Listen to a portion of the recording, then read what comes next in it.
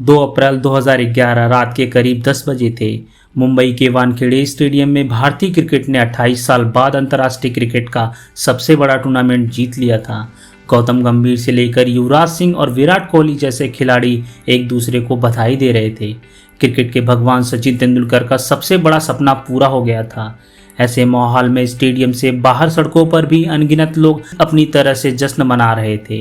इन्हीं लोगों की भीड़ में एक 18 साल का एक लड़का भी शामिल था, जिसके लिए क्रिकेट का खेल सिर्फ जश्न मनाते तक ही सीमित नहीं था। उस लड़के की आंखों में अपने देश के लिए क्रिकेट खेलने का सपना साकार रूप ले रहा था। गरीबी की धुंध से निकलकर अपनी चमकती आंखों के ख्वाब को कई गुना साबित करने वाले उस लड़के का नाम है हार्दिक पांड्या, जिसने आज साबित कर दिया है कि वह एक इंडियन क्रिकेट टीम का सुपरस्टार ही नहीं है बल्कि एक चैंपियन भी है। 11 अक्टूबर साल 1993 भारत के गुजरात राज्य में स्थित सूरत शहर में पिता हिमांशु पांड्या और नीलमी पांड्या के घर उनके छोटे बेटे का जन्म हुआ। नाम हार्दिक रखा गया। पिता सूरत में कार फाइनेंस का एक छोटा सा बिजनेस चलाते थे और माँ हाउसवाइफ थी। बड़े भाई का नाम कुणाल पांड्या है। पढ़ाई लिखाई में कोई दिलचस्पी नहीं थी, लेकिन क्रिकेट के खेल से बेइंतहा प्यार था। माँ के लाख समझाने के बाद भी दोनों भाई और खासकर हार्दिक पांड्या का मन स्कूल में नहीं लगा। अपने दोस्तों के साथ गली गली क्रिकेट खेलते खेलते शाम तक घर वापस आना हार्दिक पांड्या की आदत बन गई थी।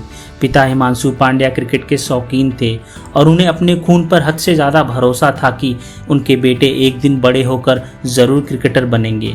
इसी भरोसे के चलते उन्होंने सूरत में अपना जमाया कारोबार छोड़ दिया और बड़ौदा आ गए ताकि उनके बेटों को क्रिकेट की अच्छी ट्रेनिंग मिल सके।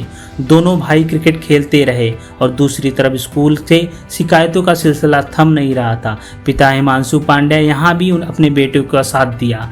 वह हार्दिक के स्कूल वालों से सीना चौड़ा करके कहते थे कि आपको क्या पता मेरे बेटे कितने बड़े आदमी बनने वाले हैं। आखिरकार 9वीं कक्षा में फेल होने के बाद हार्दिक पांड्या ने पढ़ाई छोड़ दी और अपना पूरा ध्यान क्रिकेट के खेल में लगा दिया। बड़ोदरा में किराए के मकान में रहने वाले हिमांशु पांड्या ने अपने बेटों का दाखिला किरण मौर्य की क्रिकेट एकेडमी में करा दिया। किरण मौर्य ने पहले हिमांशु पांड्या के दोनों बेटों को क्रिकेट देने के लिए मना कर दिया था। कारण दोनों भाई की उम्र जो उस समय 10 के आसपास थी। लेकिन हिमांशु पांड्या के कहने पर जब किरण मौर्य ने हार्दिक पांड्या और कृणाल पांड्या को खेलते हुए देखा तो उन दो बच्चों से इतने प्रभावित हो गए कि उन्होंने 3 साल तक उनको फ्री ट्रेनिंग देने का फैसला कर लिया। सब कुछ सही चल रहा था, लेकिन इसी बीच हिमांशु पांड्या की तबीयत लगातार बिगड़ने लगी और एक के साथ 2 हार्ट अटैक के बाद उनके लिए किसी भी तरह का काम करना कठिन हो गया था। हिमांशु पांड्या के इलाज में घर की स्थिति धीरे धीरे खराब होने लगी थी। एक समय ऐसा भी था कि उनके पास गाड़ी की किस्त भरने के लिए पैसे भी नहीं रहे थे। अपने घर की स्थिति को संभालने के लिए हार्दिक और कुणाल जगह जगह जाकर लोकल टीमों की तरफ से खेलने लगे, जिसे उन्हें 400-500 रुपये मिल जाते थे। ट्रेन में भीड़ के बीच खड़े खड़े जाना और ट्रक के पीछे लटक लटक कर आना दोनों भाइयों के लिए जरूरी हो गया। हार्दिक पांड्या बताते हैं कि उन्होंने अपनी ज़िंदगी में ऐसे दिन भी देखे हैं जब उनके पास खाने के लिए एक समय का खाना नहीं होता था और इसलिए वह अपना पूरा दिन मैदान पर गुजारते और वहीं मैगी खाकर अपना पूरा दिन बिता देते थे। आर्थिक तंगी से अलग पांड्या अपने चेहरे के काले रंग के लिए लोगों से मिलने वाले ताने से भी लड़ रहे थे, लेकिन हार्दिक को इस बात से कोई शिकवा नहीं था कि लोग उनके बारे में क्या सोचते हैं। वे तो बस चाहते थे कि उनके परिवार के हालात सुधर जाएं और इसके लिए हार्दिक कभी कभी मन में भगवान से प्रश्न भी पूछा करते थे कि उनके साथ ही ऐसा क्यों हो रहा है। जब कोई जवाब नहीं मिलता तो फिर से अपने काम पर लग जाते थे। साल 2014 की विजय हजारे ट्रॉफी के दौरान हार्दिक पांड्या के पास खेलने के लिए बैट नहीं था। ऐसे में उनके टीममेट इरफान पठान ने उन्हें 2 बैट दिए, जिन्हें हार्दिक आज भी अपने साथ रखते हैं। डोमेस्टिक मैच के दौरान साल 2015 में वानखेड़े स्टेडियम पे खेलते हुए हार्दिक पांड्या ने जहीर खान और धवल कुलकर्णी जैसे गेंदबाजों के खिलाफ खेलते हुए 57 गेंदों में 82 रन बनाए थे। यहाँ से हार्दिक पांड्या के लिए सब कुछ बदल गया, क्योंकि इस मैच के दौरान वानखेड़े स्टेडियम में मुंबई इंडियंस के कोच जॉन राइट मौजूद थे। उन्होंने हार्दिक पांड्या को अगले साल के IPL सीजन के लिए अपनी टीम में 10 लाख बेस प्राइस पर शामिल कर लिया। अपने पहले IPL सीजन में चेन्नई सुपर किंग के खिलाफ 8 गेंदों में 21 रन की पारी और फिर कोलकाता नाइट राइडर्स के खिलाफ डू और डाई मैच में 31 गेंदों पर 61 रनों की धमाकेदार पारी ने हार्दिक पांड्या को एक स्टार बना दिया। मुंबई इंडियंस दूसरी बार आईपीएल चैंपियन बनी। सचिन तेंदुलकर से जब इस दौरान हार्दिक पांड्या की मुलाकात हुई, उन्होंने कहा कि तुम अगले 1 साल के अंदर ही अंदर भारतीय क्रिकेट की तरफ से खेलोगे। हार्दिक पांड्या के लिए ये 6 महीने एक सपने की तरह गुजर रहे थे। सड़कों पर भारतीय टीम की जीत का जश्न मनाने वाला लड़का यह भारत को रिप्रेजेंट करने वाला था। 26 जनवरी साल 2016 का दिन एडिलेड के मैदान पर नीली जर्सी में खेलने का हार्दिक पांड्या का सपना आखिरकार पूरा हो गया था।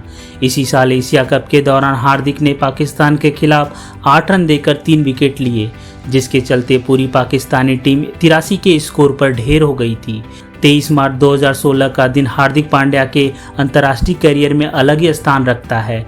T20 वर्ल्ड कप में बांग्लादेश के खिलाफ बांग्लादेश के जबड़े से जीत निकालकर भारत की झोली में रख देने वाला वह ओवर आज भी हर क्रिकेट प्रशंसक को याद है। यह छोटी सी कहानी बयां करने के लिए काफ़ी है कि शुरू से ही हार्दिक पांड्या को अपनी काबिलियत पर कितना भरोसा था। वह खुद में एक स्टार देखते थे, उसके लिए कड़ी मेहनत की। पांड्या जब 2016 के ऑस्ट्रेलिया दौरे के लिए पहली बार T20 टीम में चुने गए, तब आशीष नेहरा और महेंद्र सिंह धोनी के साथ खेल रहे थे। धोनी और नेहरा को कोई भी युवा बहुत आसानी से प्रभावित नहीं कर पाता, लेकिन पहले ही दौरे में दोनों सीनियर्स इस ऑलराउंडर के मुरीद हो गए। हार्दिक पांड्या अपने 6 वर्षों के दौरान अपने करियर में उतार चढ़ाव के दौर से गुजरते रहे, लेकिन धोनी का उनके प्रति उन पर लाड और दुलार बिल्कुल नहीं घटा। यही कारण है कि अचानक ही कभी भी हार्दिक अपने परिवार के साथ मुंबई से चार्टर्ड फ्लाइट लेकर धोनी के घर पहुंच जाते और कुछ ही दिनों की छुट्टियां बिताकर वापस लौटते। हार्दिक लेकिन केवल टाइम पास करने या फिर रांची में धोनी के फार्म हाउस का आनंद उठाने के लिए नहीं जाते थे। उनके मन में शुरू से था कि माही भाई से दबाव के लम्हों में खुद को शांत रखने का कला सीखी जाए।